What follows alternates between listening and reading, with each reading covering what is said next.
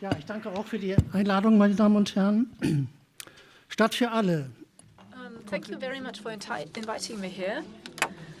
Ladies and gentlemen, the city for all, or the right to the city. Let me speak about this in 5 points. My first point, the upper middle class. So this is we. They appropriated the flats of the Wilhelminian-style architecture in European cities. They have 50 to 60 square meters per person, and this is why the average is so high. In Germany, 45 square meters per person.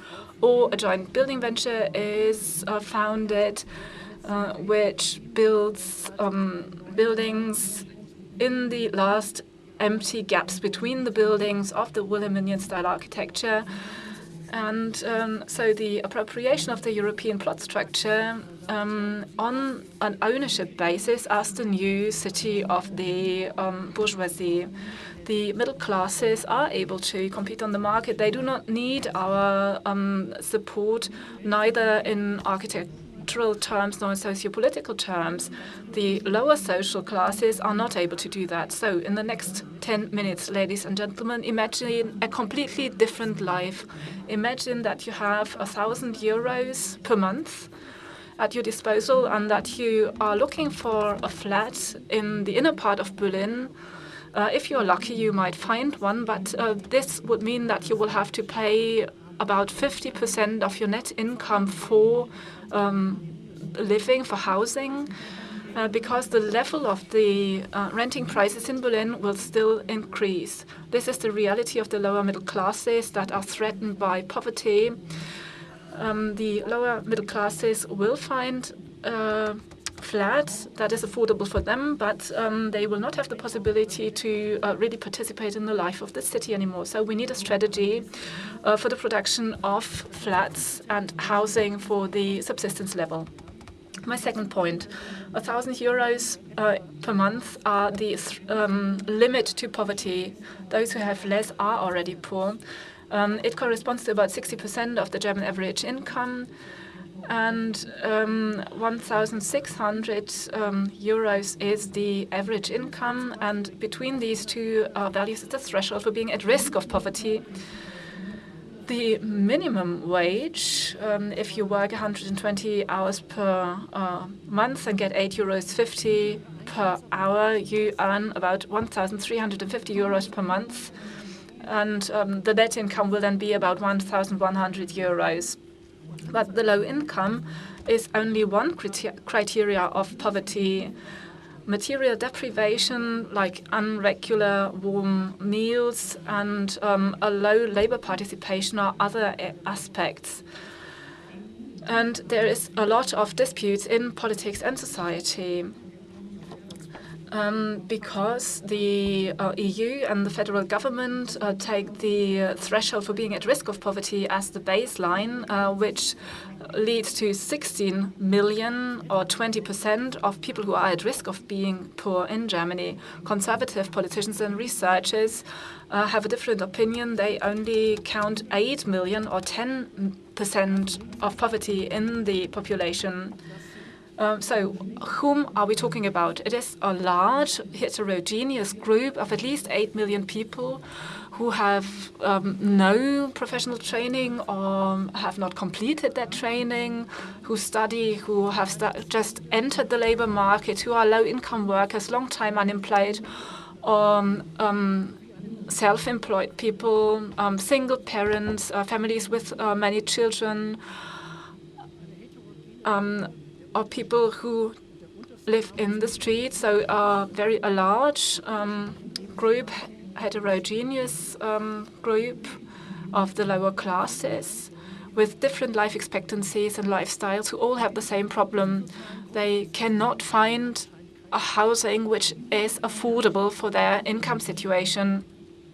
There seems not to be any space for these social groups of the low wage or low-income classes, at least not in the central neighborhoods of the large cities. And the real estate agents tend to call it like that or to formulate it like that, the city centers are too expensive for these social groups. Well, my third point. There is enough space in European or in German big cities, but the density is too low. And therefore, in the German cities, there are only very few dense neighborhoods. The attractive neighborhoods in Berlin, like Kreuzberg, or in München, Schwabing, or Leipzig, the Südvorstadt, have approximately 15,000 inhabitants per square kilometers. This is one of the reasons why the Germans love Paris, because Paris has a higher population density of an average of 20,000. Berlin only 3,900. And some of the most famous quarters in the city center of Paris have 40,000 inhabitants per square kilometer. Densification, therefore, is the buzzword of our present times, especially in large, growing, big cities like Berlin or Leipzig in Germany. If we bring these two aspects together, the social question for housing for the subsistence level and the densification strategy, then our objective can be as follows: densified development with housing that is supplementing the market offer. That would be large buildings, like, for instance, in Berlin, the so-called Wohnmaschine by Le Corbusier, or the well-working Sozialpalast. Also, point blocks with 15 to 20 stories. Because this densified developments need less land area, are more ecologic, and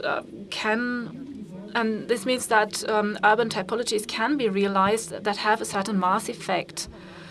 But the quality must also be guaranteed. Large buildings are the ideal framework for small flats. Of the 41 million flats in Germany, only 1.3 million are one-room flats. But there is an increasing demand for such very small flats. As the share of single households is increasing, especially for those who only have a low income, small flats are still affordable. If we think that a flat of 26 to 35 square meters costs 10 euros per square meters, then the monthly rental would be 260 to 350 euros. My fourth point, the architectural model for these very small apartments is the hotel room, which comes together with the service areas of a hotel. On 26 square meters, the basic functions of living are bundled on a very limited space. Very small flats also need their extensions to the public sphere, be it the joint use of certain rooms, like in shared accommodations, be it a temporary supplement, like service areas or rooms that you can use for certain occasions, like, for instance, canteens. And this is the task for the architects to combine this private small unit with collectively used extensions. And we can see, for instance, that in apartment buildings, the residents use the hallways not only for purposes of cross-ventilation, but also as commonly used areas, and so make their little apartments become kind of shared accommodations for limited periods of time. And this also means that the very small single units can be combined and thus be used by couples, small families, etc. And, large buildings with a large number of small affordable flats make the cities become more vibrant and are therefore the ideal densification strategy for the homogenized urban neighborhoods where the dullness of the middle-class culture is predominant. Individual high-rise buildings, for instance, at the edge of such neighborhoods, could guarantee a social mix in the city quarters and create the desired diversity. A very simple strategy is to build such large buildings, and this has to be realized against certain resistance, against the legal regulations that need to be changed. Eaves heights, for instance, the requirements for distances between buildings and parking spaces, the high-rise phobia of the middle classes who see ghettos everywhere, against the mainstream property developers who build standardized 3-room apartments for the upper middle classes, or against too quick criticism, like for instance by Philip Oswald, who criticized the current boom of micro apartments when he says that minimalistic room program is sold as the future-oriented housing construction of tomorrow. But he doesn't take into consideration that this minimalism is the only opportunity for the poorer classes to find affordable housing in the inner cities and so take part in the urban life. There are good architectural suggestions for very small flats, but have not yet been really realized. And we have experiences available, and we can use these experiences for others, models that can supplement the market, so models for the subsistence level. And the question is how we can transform and transfer them to the subsistence model. And this is one of the tasks of the classic social housing schemes, to find reformed models of developers, to look at the land policy and the housing policy, and the orientation to the middle classes and the 3-room apartments. In the last 100 years, the objective to create affordable flats for the poorest social classes are not met. So it is still the task of the day to find a universalistic standard of housing for the subsistence level and see how it can be used in today's transformed frameworks of gentrified big cities. Thank you.